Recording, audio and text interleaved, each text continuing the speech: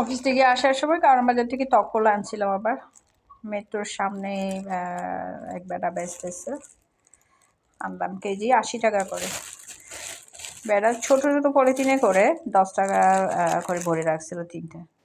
আমি বলছিলাম আমাকে হাফ কেজি দেন, বেটার কাছে পাল্লা নাই, হাফ কেজি দিতে বলছে, দিতে এত তো আন্দাজ করে আমাকে বলে দাবি দাবা রাইখেন না।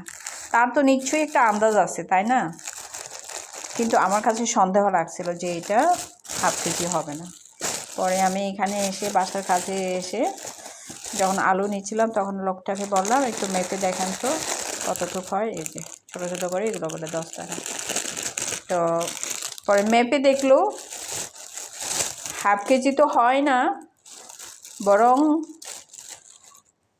কম হয়ে বেড়া আমার থেকে আরও 10 টাকা বেশি রাখছে, এখানে 50 টাকার দিচ্ছে, অথচ হাফ কেজি হলে আমার আসে 40 টাকা।